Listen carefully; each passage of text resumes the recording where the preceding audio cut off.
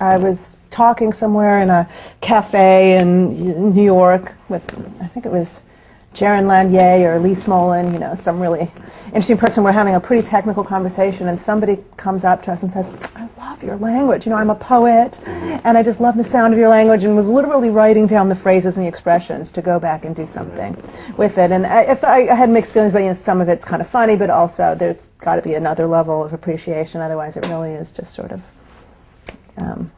shallow. Yeah, of course. There's a very mawkish response to, you know, strangeness and charm. Oh, they're studying strangeness and charm. Right. This kind of like. Well, we could have called it plus and minus. Right. I'm gonna. And when I wrote As She Climbed Across the Table, I was partly satirizing that sentimentality that's possible about certain kinds of scientific evocations, which of course have to do with stuff that's so desperately unsentimental. But I was also satirizing my own responsiveness to it, because I mean, of course, part of this is a native fiction writer's thrill to genuine jargons. And by genuine, I mean necessary jargons. The languages of specialized realities, you know, which isn't that different from the reader of a crime film. Well, right, it's exactly what you're saying. You're filling in those details, by writing about the lab. Mechanics of what you know, what a cashier at a bank has to go through, and getting those languages right, or for that matter, the criminals or the police. I mean, there are these incredibly specific differences in the way things are described from the inside and the outside, and those have such power of persuasion. It's incredible how, for instance, if you notice that a policeman says of another policeman, he's a good police, which a citizen would never, it's a sentence that would never be uttered. Just as I noticed when I began gathering material for As She Climbed Across the Table that physicists would say of another, he does good physics. Right. And I was so turned on by the specificity of that. It seemed to imply such an inside to me, and I wanted to move to that inside and experience it. So I began doing the best I could. You know, I mean, the vicarious life that's available to me as a writer is that I can pretend to belong to subcultures that I have no real. But like you said, you're interested in the response to it. You're not necessarily interested in whether or not you could really make a false vacuum universe in a laboratory, whether or not it would pinch off or bubble, nucleate to another world, or become another universe. But what you're really interested in is the response to things. And I found that a really interesting comment, because I found myself sort of checking internally, what am I really interested in? Am I really interested in the response to things? Well, obviously I really am interested in truth. But I also was wondering a lot what exactly that means. And I know what it means, again, scientifically, but when you come to things like these theorems that I was thinking about in writing Mad Men Dreams of Turing Machines, the idea that not all truths can actually be approached, even in mathematics. I think that's why I was obsessed with that particular topic, because I'm not that kind of mathematician. You know, I'm not a logician. It's not my area at all, but it was this thing that annoyed me, that here I was so drawn to an unambiguous subject where there is truth at the end of the day. And in the back of my mind, I remember, but didn't these mathematicians show that there are some truths that actually can never be proven to be true? And that's very unnerving for somebody like me. And I'm a realist, as I said. I mean, I'm not going to, I won't lay myself out philosophically about my beliefs in physics. Am I a Platonist or a realist or, you know, a constructivist? I just say, in a fuzzy, loose way, you know, I do believe that you are not a projection of my imagination, and there is something real about you that I am perceiving, as much as I'm clouding it as I do so. And there are people, real physicists and mathematicians at the time, who I described in this book, who really weren't so sure that you couldn't actually be reduced to a projection of their imagination. And they really had no philosophical or scientific argument to prove otherwise. And they refused to do anything that science couldn't prove. So science couldn't prove to them unambiguously that you were sitting there, then they couldn't believe that you were sitting there. But anyway, you know, going down that thread, so I think that what's so interesting to me is that in my personal life, or in my other life, or my life in relationship to art or novels, I have no problems admitting that truth is so elusive. So here was, you know, and I am pretty tough about my metaphors. I don't like using science as metaphor very much, because I think it betrays a certain aspect of what's important to me. And so here I was at this rub of making truth metaphorical, making truth elusive, seeing how far does it really go. And even now, as I'm sitting here internally checking, well, is truth important to me? It's still important to me, even though I know that I can't ever prove certain things. Yeah.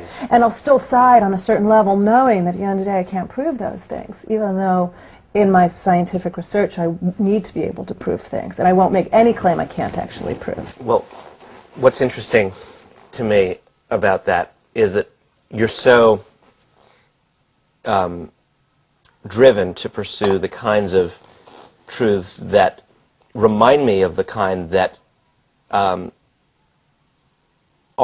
the artist inherits automatically, which are the paradoxical truths, Right. the ones that can only be surrounded, they can't be simply described. Mm-hmm. And you know, both of your books describe attempts to surround paradoxical truths with enough understanding or visualization or description that they can be apprehended because they can't be looked at directly. Right. In a way, that's my whole job.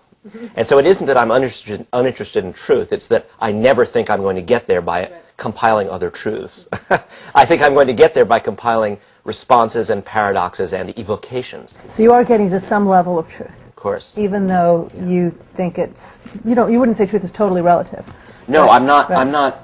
The relativism you describe of the scientists who couldn't, who decided that it really was possible that we were merely projections, are.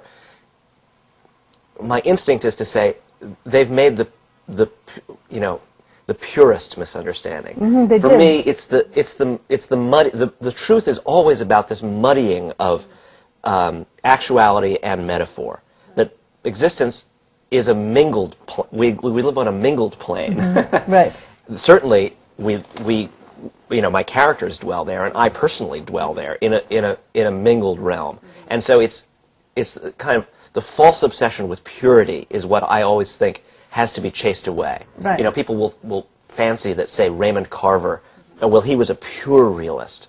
He didn't admit any. Well, this is nonsense. The very tools he used were utterly choked, poisoned, overwhelmed, dripping, however you want to put it. They were laced like LSD with metaphor, because language itself is big chunks of metaphor that we're moving around and operating with.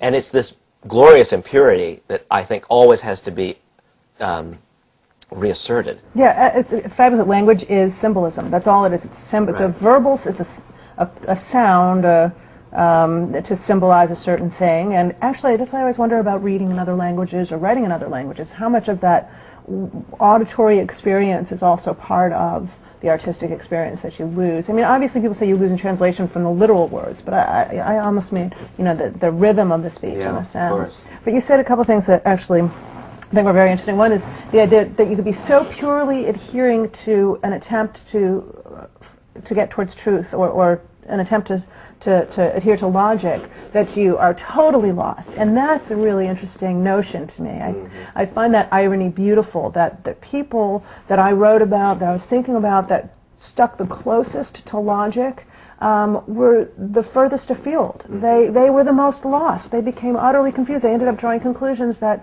even they knew were wrong. They knew they didn't believe. So the belief came first, Right. and the logical argument came later, and the logical argument took them way away from what could possibly be true. So if I really believe that all I know is something that is scientifically verified, and what I realize is when I measure temperature, all I really see is mercury climbing. I don't really know that I'm seeing atoms with a certain kinetic energy, and then I have to come further and further to say, well, I don't really know this table's here. All I know is what I've learned to call pressure is what I'm experiencing against what I think are my fingers, and then you just get further and further away. And I think that irony is really beautiful, that you need the fuzziness of imperfect thinking. Yeah. Well, To function. there's somewhere in one of the two books, I think it's in the novel, where you talk.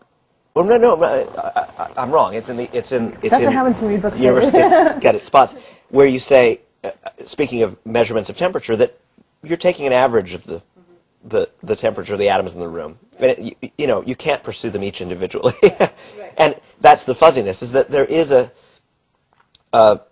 you know, there's an enormous amount we can agree on about our experience in order that we can dwell in a meaningful place to pursue the elusive truths. You know, accepting that there's a good enough description of a table that we can have this meal. Right.